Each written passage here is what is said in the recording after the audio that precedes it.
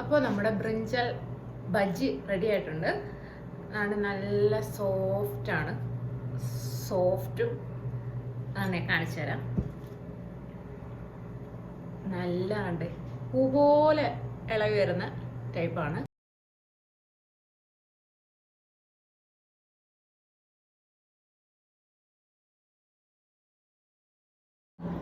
Let's make brinjal bajji. അപ്പോൾ ഇന്ന് നമ്മൾ ബ്രിഞ്ചൽ ബജ്ജി എന്ന് വെച്ചാൽ നമ്മുടെ വഴുതനങ്ങയില്ലേ, വഴുതനങ്ങ വെച്ചിട്ട് നമുക്ക് സാധാ ബജ്ജി ഉണ്ടാക്കാൻ പറ്റും. ഈ റെസിപ്പി എനിക്ക് ഇക്കായ പറഞ്ഞു തന്നത് കേട്ടോ. ഇത് വഴുതനങ്ങ വെച്ച് ചെയ്യാൻ പറ്റുമെന്ന് എനിക്ക് അറിയത്തില്ലായിരുന്നു. അങ്ങനെ ട്രൈ ചെയ്തപ്പോൾ നല്ല ടേസ്റ്റാണ്. അങ്ങനെ ഉണ്ടാക്കാൻ തുടങ്ങിയതാണ്. അതുകൊണ്ട് ഇതുപോലെ ചെറുതായി തിന്നായിട്ട്, വെറും തിന്നാവണ്ട, ജസ്റ്റ് ചെറിയൊരു ലിറ്റിൽ കട്ടിയോടുകൂടി കട്ട് ചെയ്തെടുക്കണം. നമ്മൾ കാബജിക്കൊക്കെ കട്ട് ചെയ്തെടുക്കത്തില്ലേ, അതുപോലെ തന്നെ. ബാക്കി പിന്നെ പൊടി ഐറ്റംസ് ആണ്. അങ്ങനെ അതിന് വേണ്ടിയിട്ട് നമുക്ക് ഫസ്റ്റ് വേണ്ടത് കടലമാവാണ് കേട്ടോ. കടലമാവാണ് അതിൻ്റെ മെയിൻ ഇൻഗ്രീഡിയൻറ്റ്. ഞാനിപ്പോൾ ഒരു 2 വഴുതനങ്ങയോളം എടുത്തിട്ടുണ്ട്. ഇപ്പോൾ ഒരു 4 ടീസ്പൂണോളം കടലമാവ് എടുത്ത്, പിന്നെ ബാക്കി കുറച്ച് അരിപ്പൊടി, ആ ഒരു ക്രിസ്പിനെസ്സിന് വേണ്ടിയിട്ടാണ്. അല്ലെങ്കിൽ റവ ഉണ്ടെന്നുണ്ടെങ്കിൽ ഒരു ഇത്തിരി റവ ഇട്ടാലും മതി. പിന്നെ നമുക്ക് വേണ്ടുന്നത് ഇച്ചിരി സോഡാപ്പൊടി.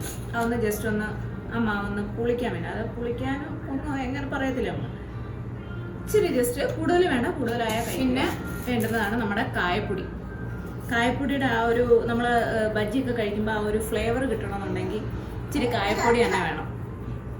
പിന്നെ നമുക്ക് വേണ്ടുന്നത് മുളക് പൊടിയാണ്. എരിയുള്ളത്, ഇപ്പോൾ ഇത് എരിയുള്ള മുളക് പൊടിയാണ് എടുത്തേക്കുന്നത്. മുളക് പൊടിക്ക് പകരം കുരുമുളക് പൊടി എടുത്താലും മതി, കുഴപ്പമില്ല. ചിലരങ്ങനെ യൂസ് ചെയ്യും, ഞാൻ അങ്ങനെയായിരുന്നു യൂസ് ചെയ്തുകൊണ്ടിരുന്നത്. അപ്പം ഒരു ഇച്ചിരി മുളക് പൊടി ഇടാമെന്ന് തോന്നി, അങ്ങനെ ഇച്ചിരി മാത്രമേ ഇടുന്നുള്ളൂ. ആ ഒരു ജസ്റ്റ് എരി നല്ലോണം വേണമെന്നുണ്ടെങ്കിൽ നമ്മൾ കുറച്ചും കൂടെ മുളക് പൊടിയോ അല്ലെങ്കിൽ കുരുമുളക് പൊടിയോ ഇട്ട് കൊടുത്താൽ മതി. ഇതിപ്പം മോനും കൂടെ കൊടുക്കുന്നുണ്ട്, എരി കുറച്ച് യൂസ് ചെയ്യുക. പിന്നെ നമുക്ക് വേണ്ടത് മെയിൻ ഐറ്റം ആവശ്യത്തിന് ഉപ്പാണ്. ഇതെല്ലാം കൂടെ ഒന്ന് നല്ലോണം. അങ്ങനെ ഇപ്പം ആ പൊടിക്കകത്തോട്ട്, ഏതാ വെള്ളം പറ്റൂല, കപ്പ് വേണോ? ഇടയ്ക്കിടയ്ക്ക് കുക്കിങ്ങിന് സഹായിക്കാൻ വരുന്നതാണ്. അങ്ങനെ ഇപ്പം നമ്മൾ എടുത്തേക്കുന്ന പൊടിക്കകത്ത് കുറച്ച് വെള്ളം ഒഴിച്ചിട്ട് ജസ്റ്റ് നമ്മൾ ഏത്തക്കാപ്പത്തിനൊക്കെ ബാറ്റർ ഒഴിക്കത്തില്ലേ, അതുപോലെ ഒന്ന് ലൂസ് പരുവത്തിൽ ഒന്ന് മാവാക്കി എടുക്കണം. എന്നിട്ട് ഇടയ്ക്ക് ഉപ്പും ഒന്ന് നമ്മൾ ചെക്ക് ചെയ്യണേ, ഉപ്പും കൂടെ ബാലൻസ് ആണോ, അല്ലെന്നുണ്ടെങ്കിൽ കുറച്ചും കൂടെ ഉപ്പ് നമുക്ക് ഇട്ട് കൊടുക്കാം. ഇവിടെ എടുത്തേക്കുന്ന വഴുതനങ്ങ എന്ന് പറയുന്നത് നമ്മുടെ വലിയ ടൈപ്പ് വഴുതനങ്ങ കിട്ടത്തില്ലേ, ചെറുതല്ല, നമ്മൾ വലിയ ടൈപ്പിൽ നല്ല ബിഗായിട്ടുള്ള ആ ടൈപ്പ് വഴുതനങ്ങയാണ് നമ്മൾ കൂടുതലും ബജ്ജിക്ക് എടുക്കുന്നത്. കുഞ്ഞാണെന്നുണ്ടെങ്കിലും കുഴപ്പമൊന്നുമില്ല, പിന്നെ ആ ഒരു ബജ്ജിയുടെ സൈസ് കിട്ടത്തില്ല, അതേ ഉള്ളൂ.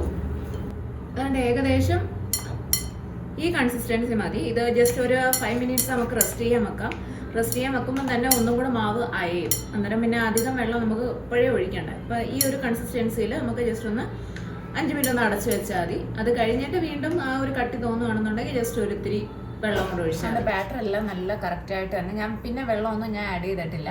ഇനിയിപ്പോൾ ഇതിനകത്തോട്ട് ജസ്റ്റ് വഴുതനങ്ങ എടുക്കുക, ഒന്ന് ഡിപ്പ് ചെയ്ത് കൊടുക്കുക, എന്നിട്ടൊന്ന് ജസ്റ്റ് ഒന്ന് തട്ടി കൊടുത്താൽ മാത്രം മതി. കാരണം ഓവറായിട്ട് മാവ് ഇരിപ്പുണ്ടെന്നുണ്ടെങ്കിൽ അത് പോകാൻ വേണ്ടിയിട്ടാണ്. വഴുതനങ്ങയുടെ സൈഡ് ഇഷ്ടമുള്ളവർക്ക് അങ്ങനെ വെച്ചിട്ട് അത് കണക്ക് തന്നെ നമുക്ക് ഫ്രൈ ചെയ്യാൻ പറ്റും.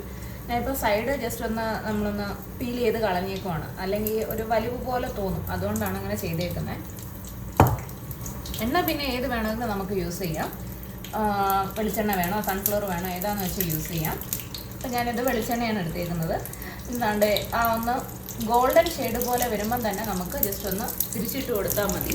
അതാണ്ട് ഒരു ഗോൾഡൻ ഷെയ്ഡ് ആയപ്പോഴാണ് തിരിച്ചിട്ടത്. അത് കണക്ക് തന്നെ തീ കുറച്ച് വെച്ചിട്ട് നമുക്ക് ഫ്രൈ ചെയ്തെടുക്കാം.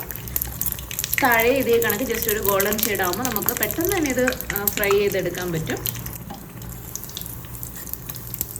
അതുകൊണ്ട് നമ്മുടെ ബജ്ജി റെഡി ആയിട്ടുണ്ട്. നല്ല ഫ്ലഫി ആയിട്ടുള്ള എന്ന് പറയത്തില്ല നമ്മൾ, അതേ കണക്ക് നല്ല സോഫ്റ്റ് ആണ് ബജ്ജി റെഡി ആയിട്ടുണ്ട്.